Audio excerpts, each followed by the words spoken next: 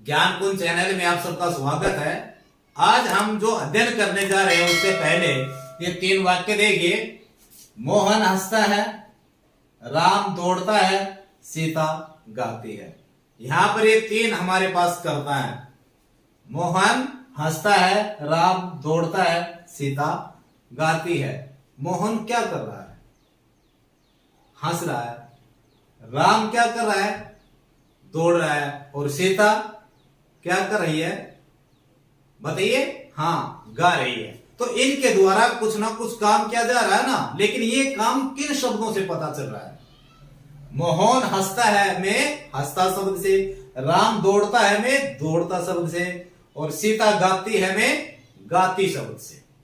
काम का पता चल रहा है ना भाई, इनके द्वारा कुछ ना कुछ काम किया जा रहा है। तो आज हम क्रिया का अध्ययन करेंगे और इन वाक्यों को पढ़ने के बाद हमने समझा कि वे शब्द जो काम के करने या होने का ज्ञान कराते हैं क्या कहलाते हैं? क्रिया शब्द कहलाते हैं। अब क्रिया का अध्ययन करें उससे पहले हम क्रिया के मूल रूप पे विचार करेंगे। क्रिया के मूल रूप को धातु कहते हैं। धातु के 5 प्रकार हैं। पहला प्रकार देखिए, सामान्य या मूल धातु। सामान्य या मूल धातु वह धातु होती है जो क्रिया का मूल रूप है, अर्थात जिसमें कोई प्रत्यय आदि नहीं लगता है, जो अपने शुद्ध रूप में रहती है, जड़ रूप में रहती है, वो क्या कहलाती है? सामान्य या मूल धातु। जैसे आना, खाना, पीना, जाना आदि।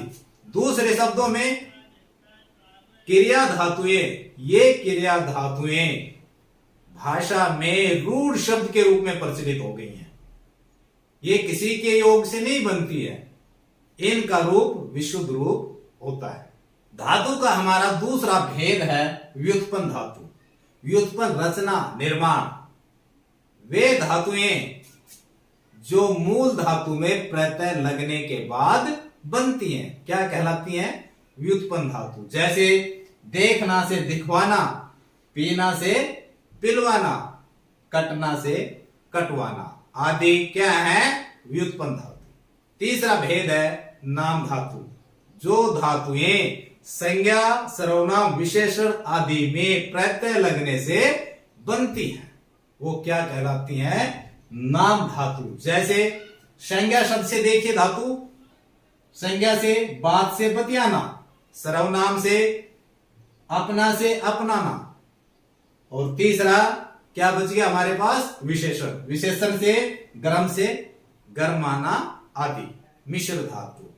संज्ञा, विशेषण, क्रिया विशेषण शब्दों के पीछे करना या होना आदि लगाकर बनाई जाने वाली धातुएं मिश्र धातु कहलाती हैं। जैसे पीछा करना, आगा करना, दर्शन करना, प्यार करना या प्यार होना आदि क्या है? मिश्र धातु। धातु का 5वां भेद है अनुकरणात्मक धातु। अनुकरण का मतलब होता है पीछा करना। जो धातुएं पीछा करके बनाई गई, किसका पीछा? ध्वनि का पीछा। जैसे आपको आवाज सुनाई दी ना, इसको हम क्या बोलेंगे? खटखट। खटखट से खटखटाना। जैसे किसी ने दरवाजा खटखटाया, उससे बन गया खटखट की आवाज आई। उस आवाज को सुनकर जो धातु क्रिया बनी वो क्या बनी? खटखटाना। अब घोड़ा जैसे बोलता है ना, हिन हिन की आवाज निकलती है, उसकी आवाज का अनुकरण किया, पीछा किया, तो घोड़े के मुंह से निकलने वाली ध्वनि धातु बना दी हिन हिनाना।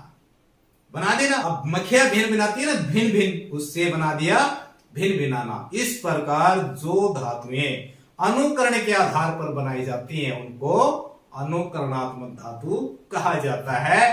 अब करते हैं हम क्रिया शब्द का अध्ययन। क्रिया के 2 प्रकार हैं, सकर्मक क्रिया और अकर्मक क्रिया। पहले हम अकर्मक क्रिया करते हैं। अकर्मक क्रिया वह क्रिया होती है जिसमें कर्म नहीं होता। मीन बिना, कर्म मीन कर्म, जो कर्म के बिना। तो हो गया ना अकर्मक क्रिया। जिस क्रिया में कर्म नहीं होता, कर्ता और क्रिया दोनों ही होते हैं, वो क्या कहलाती है?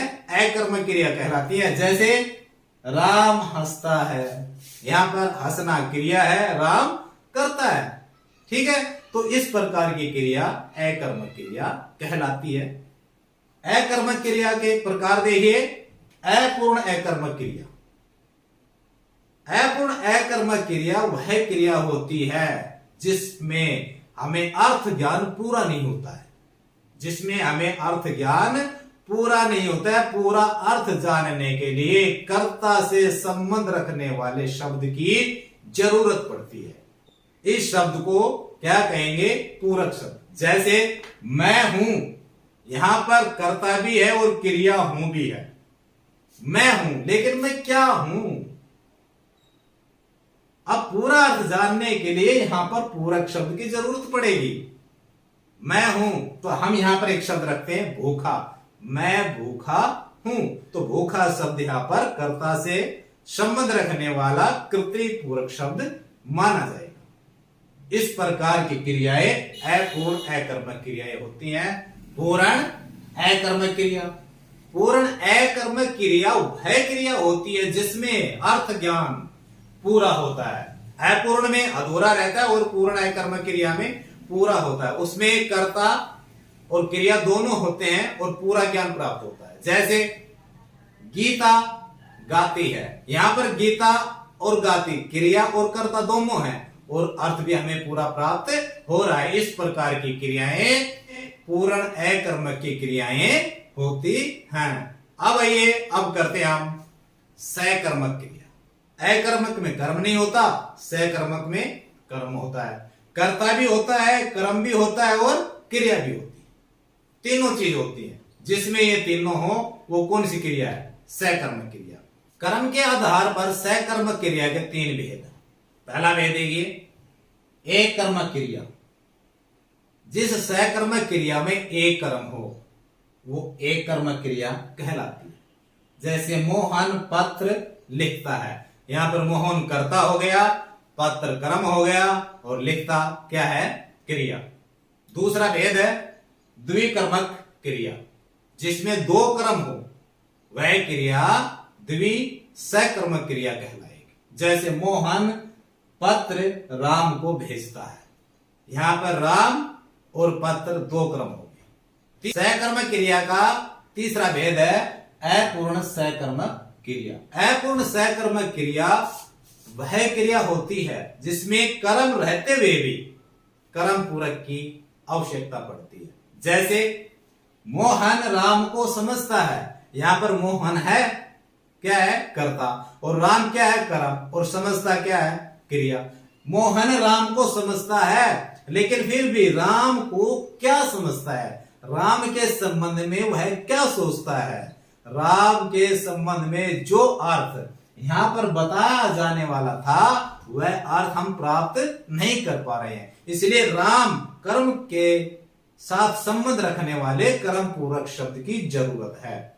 मोहन राम को भाई समझता है। अब समझ में आया ना पूरा वाक्य कि मोहन राम को भाई समझता है, तो भाई यहां पर कर्म पूरक शब्द है। क्रिया अध्ययन के अंतर्गत आइए एक क्रिया का और अध्ययन करते हैं, प्रेरणार्थक क्रिया।